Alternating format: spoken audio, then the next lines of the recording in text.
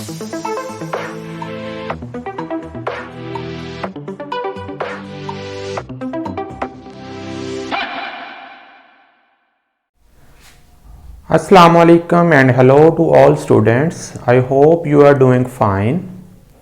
आज जो टॉपिक हम डिस्कस करने जा रहे हैं ये है साइक्लिक फास्फोरिलेशन। जैसा कि आप पिछले लेक्चर में देख चुके हैं, नॉन साइक्लिक फास्फोरिलेशन ये एक फोटोसिंथेसिस के लाइट रिएक्शन का एक पार्ट है। तो आपको पता है कि मैं थोड़ी सी समरी बयान कर देता हूं कि नॉन साइक्लिक फास्फोरिलेशन में पौधे के पत्ते के ऊपर लाइट फॉल करती है, जो एक्चुअली उसके सेल पर फॉल कर रही होती है, जो एक्चुअली उसके क्लोरोप्लास्ट पे फॉल कर रही होती है, बल्कि एक्चुअली वो थाइलेकॉइड मेम्ब्रेन के ऊपर फॉल कर रही होती है, जिसके ऊपर क्लोरोफिल के मॉलिक्यूल लगे होते हैं, जिन्हें हम फोटोसिस्टम 2 कहते हैं। जब यहाँ पर लाइट फॉल करती है तो फॉल करने के बाद यहाँ से 2 इलेक्ट्रॉन एक्साइट होते हैं, प्राइमरी इलेक्ट्रॉन एक्सेप्टर के पास जाते हैं और वहाँ से आगे प्लास्टोक्विनिन के पास, प्लास्टोक्विनिन से साइटोक्रोम कॉम्प्लेक्स के पास, वहाँ से प्लास्टोसायनिन के पास और फिर आगे वो फोटोसिस्टम 1 में एंटर हो जाते हैं। इस ATC के दौरान ATP प्रोड्यूस होती है। उसके साथ ही यहाँ पर फोटोलाइसिस होती है, वाटर मॉलिक्यूल ब्रेक डाउन होता है जिससे ऑक्सीजन प्रोड्यूस होती है। उसके बाद फोटोसिस्टम 1 के ऊपर जब लाइट पड़ती है तो यहाँ से 2 इलेक्ट्रॉन एक्साइट होकर प्राइमरी एक्सेप्टर के पास चले जाते हैं, वहाँ से 2 इलेक्ट्रॉन फेरेडॉक्सन के पास चले जाते हैं और वहाँ से NADP रिडक्टेज के पास चले जाते हैं, वहाँ पर NADPH2 को प्रोड्यूस किया जाता है। तो इस तरीके से जब नॉन साइक्लिक फास्फोरिलेशन चलती है तो ऑक्सीजन प्रोड्यूस होती है, ATP प्रोड्यूस होती है और NADPH प्रोड्यूस होती है।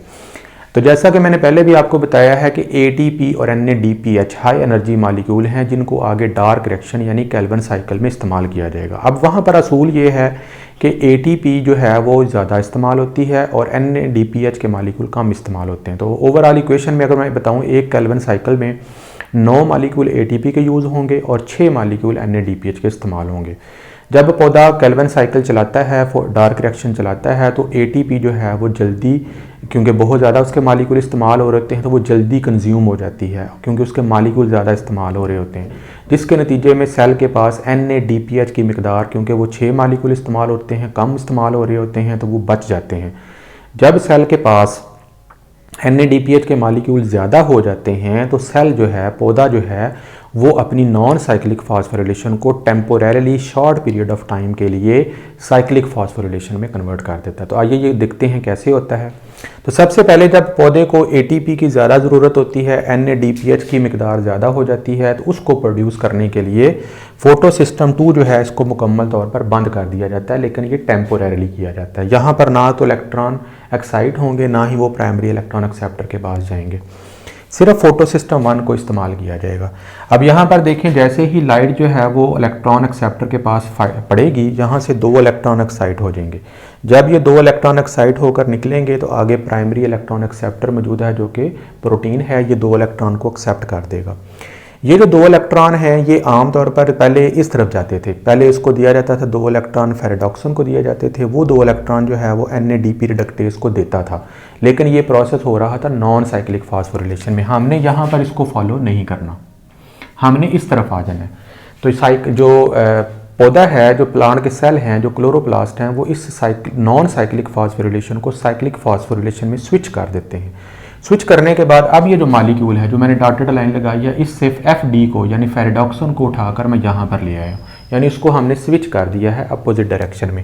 अब यहाँ से जो 2 इलेक्ट्रॉन निकले हैं, प्राइमरी इलेक्ट्रॉन एक्सेप्टर के पास गए हैं, अब ये 2 इलेक्ट्रॉन जो हैं ये FD के पास जाएंगे, फेरेडॉक्सन के पास, और FD जो है ये 2 इलेक्ट्रॉन अपने जो है वो साइटोक्रोम कॉम्प्लेक्स को दे देगा। साइटोक्रोम कॉम्प्लेक्स जो है ये अपने 2 इलेक्ट्रॉन जो है वो प्लास्टोसायनिन को दे देगा। प्लास्टोसायनिन से इलेक्ट्रॉन जो है वो मूव करते हुए यहाँ पर जो होल क्रिएट हो गया था, गैप क्रिएट हो गया था इलेक्ट्रॉन के निकलने की वजह से, उसको फिल कर देगा। इस तरीके से जो इलेक्ट्रॉन है यहाँ से निकलेंगे और एक साइक्लिक मैनर में चलते हुए एक प्रोसेस चलाएंगे जिसे हम साइक्लिक फास्फोरिलेशन कहते हैं। ड्यूरिंग साइक्लिक फास्फोरिलेशन आपको पता है जब यहाँ पर इलेक्ट्रॉन फ्लो होंगे, इलेक्ट्रॉन ट्रांसपोर्ट चलेगी तो उससे ATP प्रोड्यूस होगी। एक एटीपी का मॉलिक्यूल पैदा हो गया, 2 हो गया, 3 हो गए, 4 हो गए, 5 हो गए, 6 हो गए। जब काफ़ी सारे एटीपी के मॉलिक्यूल सिंथेसाइज हो जाएंगे, जब जितनी पौधे की रिक्वायरमेंट है वो पूरी हो जाएगी, तो ये जो नॉन साइक्लिक फास्फोरिलेशन है इसको बंद कर दिया जाएगा, क्योंकि ये एक टेम्पोरेरी प्रोसेस है। उसके बाद इसको दोबारा फिर वापस नॉन साइक्लिक फास्फोरिलेशन की तरफ सेंड कर दिया जाता है। तो अब अगर इसकी डेफिनेशन को देखें तो साइक्लिक फास्फोरिलेशन, जो फास्फोरिलेशन मैंने पहले भी आपको बताया है, synthesis of ATP, synthesis of ATP during cyclic flow, क्योंकि इलेक्ट्रॉन जो हैं वो साइक्लिक मैनर में घूम रहे हैं, इज कॉल्ड साइक्लिक फास्फोरिलेशन। अब इसमें डिफरेंस क्या है पीएस नॉन साइक्लिक फास्फोरिलेशन में और साइक्लिक फास्फोरिलेशन में? पहला डिफरेंस ये है कि नॉन साइक्लिक फास्फोरिलेशन में फोटो सिस्टम 2 भी इस्तेमाल होता है, फोटो सिस्टम 1 भी इस्तेमाल होता है। फिर उसके बाद ये जो नॉन साइक्लिक फास्फोरिलेशन है, दिन के वक्त जब फोटोसिंथेसिस हो रही होती है, ये दोनों सिस्टम मुसलसल इस्तेमाल हो रहे होते हैं, और नॉन साइक्लिक फास्फोरिलेशन हमेशा चल रही होती है। लेकिन साइक्लिक फास्फोरिलेशन जो है ये हमेशा टेम्पोरेरी, थोड़े से अरसे के लिए जो है वो तैयार की जाती है। तो ये एक पहला डिफरेंस हो गया। उसके बाद अगर हम मॉलिक्यूल की प्रोडक्शन की बात करें तो नॉन साइक्लिक फास्फोरिलेशन जो है उसमें ऑक्सीजन भी प्रोड्यूस होती है, एटीपी भी प्रोड्यूस होती है, NADPH भी प्रोड्यूस होता है। लेकिन हम क्योंकि साइक्लिक फास्फोरिलेशन पढ़ रहे हैं, इसमें सिर्फ एटीपी सिंथेसाइज होती है। ये एक बुनियादी फ़र्क है। इसके अलावा मैंने आपको बता दिया है कि इनके जो वाक़या होने का कि ये टेम्पोरेरी होती है और वो परमानेंट होती है। तो इस तरीके से मैं आई होप कि ये छोटा सा टॉपिक था, मैंने चाहा कि आपको ये भी क्लियर करवा दूं।